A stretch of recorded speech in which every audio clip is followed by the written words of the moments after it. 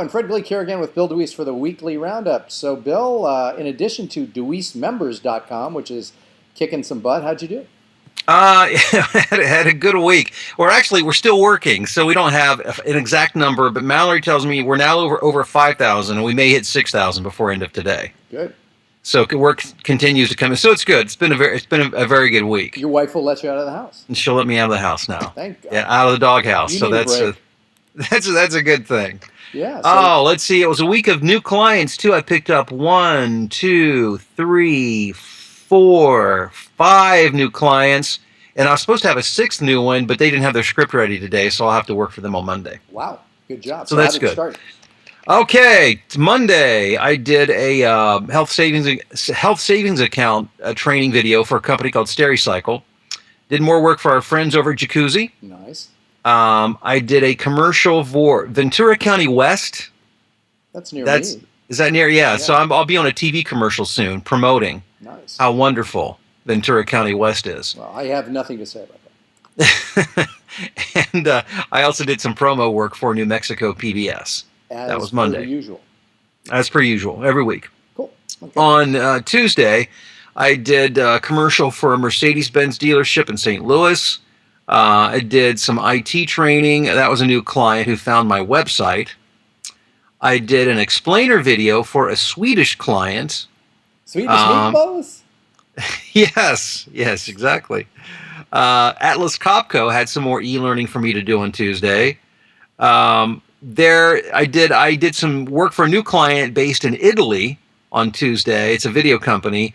They were doing it was a video about equestrian trainer George Morris. Apparently, he's legendary within equestrian circles. Got it. I don't know. Is he Italian? No, he's English, and that's why I overdubbed the interviewer with I'm asking him questions. Got it. As an English interviewer, and then I did an English accent for that. What's that? No English accent, just in English. Just in English. It was my regular North American Midwestern Chicago accent. Yes.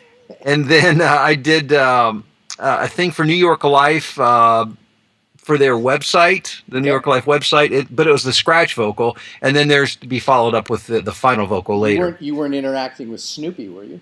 No, I was not. By the way, I got that job through Voice 123. Nice. So if you think that major clients don't cast through pay-to-play sites, you are terribly wrong. Yep. And then Wednesday, I did some training for a marketing content management portal. Sounds fancy. Yes. More work for Jacuzzi. A corporate narration. I did a little script for a company called SSI, and that was a new client that I got through Voices.com. And I did another training where actually, it wasn't like training, it was more of a marketing presentational recording for Brocade Technology Company. On Thursday, I only had one voiceover job yesterday. It was for a company called Distributel. It was on hold, which was good because I was busy preparing for our members-only stuff that we were working on. So that worked out well. And then today I did some CAD engineering software training material. I did 2 long-form regional TV-like ads, edumercials, what I call them. I updated, I did a line for the game called Skyforge, which is an online video game, and I'm the voice of, I don't know, 10 or 15 characters, and I did an update for that today. And I did a bunch of training for the state of Texas for driver safety. Got it. That was all today as well. That was all today, so that's what's been done so far. You know, I was thinking as you were saying that, what I would surmise as a business person, but not having the voiceover perspective that you do, you can correct me if I'm wrong, but I would think that the large clients like New York Life who find you through a pay-to-play site are going there because they have found out that they can get talent cheaper than going through their other channels. Would that be correct? Yes, and faster with less hassle. Got it. So less hassle, faster, and quality just as good. If I were them, I'd be doing the same thing. Yeah, and they came to me. So what they did was they searched to narrow, to figure out the few that they wanted to consider, right. And then I received a personal invitation. Now, do you know when you receive a personal invitation from either of the two that you primarily deal with on the pay-to-play side? Do you know how many other competitors you have? Yes. You do? Yes. And how many did you have? I don't remember. I remember it wasn't many. I don't think it was more than 3 Okay. total. Probably me and 2 other people, maybe 4. But yeah, I remember it was a very small group. But it will tell you on the interface how many invitations were sent out. Got it. Sometimes it's one, and I know I'm the only person they're asking. Right. So it makes it easy. You can just basically fake it. Just go, I just dial it in. Yeah. I'll give you whatever you need. Yeah. Sounds good. So what other lessons did you learn other than the fact that we have to every month get on the horn and do Deweese members at a rapid pace?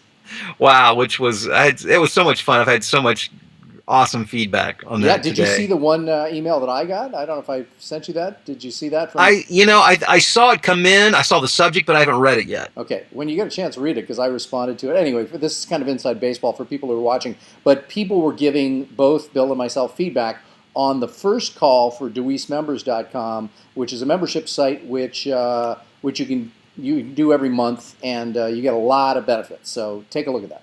Yeah, and by the way, today I did a session with a client in New York over Skype, and I recorded that and uploaded it for our members so that when you're a member, you can actually see and listen to what an actual recording session with a client looks like and sounds like. I won't ask you if you actually ask permission or not. Okay. Don't ask. Don't ask, don't tell. Don't ask, don't tell. That's what they say in the Air Force. Anyway, so yeah, anything else of brilliance or comments to note here? Hold on just a second. My recorder just stopped right in the middle, so I just started back up again. Hold on just a second. It just stopped. It does some weird stuff on this side too. So weird. We'll pick it up there. The other thing, there comes a point in time where you have to tell people you just can't. I have a guy who sends me direct response ads, and it stopped again. It's okay. Don't worry about it. I got it. We're recording all of this. Folks, you can see this, that we sometimes have some technical difficulties. So you're getting the behind-the-scenes look at Bill Deweese. He screws up repeatedly. Beep, take 3. Yeah. It's like all the bloopers of our podcast. No problem. Okay, at least I didn't swear or anything terrible there. So yeah, it's a direct response guy, and apparently, I guess years ago, I must have done something for him for like $65. Right. And the other day he sent me a job. I didn't even look back to see what the guy paid. I just did it and sent it out to him. We looked later and saw that it was $65. Yeah. I thought, oh my gosh, what have I just done? Those rates have changed. Which they have changed, but here's the thing, and here's why you got to be careful with this. Because this guy sent this back to me like 3 times total, asking for changes and updates, and then sent me tags with different phone numbers. Which I did because I agreed to do it. So I did it without complaining. Right. But when I sent him the final project, I said, here's my latest rate sheet for future reference. Yeah. That's all I said. And so he emailed me today and he said, you know what? He said, I can't afford to pay your rates, but if you're willing to do this for $65, I got a whole bunch of other people who are willing to do it, but I'd like to give it to you if you want it. And I said, no thanks. I've got a whole bunch of people lined up all day willing to pay me a lot more than that. You got it. So it just feels good. You get to a place where you just got to protect yourself and protect your income. But this is also good for people listening and watching, because what that means is the new talent coming up, people listening and watching to this are probably getting that work. Yeah, and you should be taking that work. Yeah. And eventually, as you fill your schedule, then you begin to, you can be a little more picky, but hey, I made a lot of, I was making over $100,000 a year just doing jobs like that primarily. Absolutely. So don't think that if you're listening or watching this and you haven't built yourself up to the point where you can drop jobs like that, take them all. Yeah, absolutely. And then you build from there. Absolutely. You got to start someplace. Sounds good. So, folks, you got a little behind-the-scenes look at today's, because this is the recording that Bill will be working with, and I'll send it to you shortly. Okay, thanks, Fred. Bye. Hold on one second. Oh, my geez.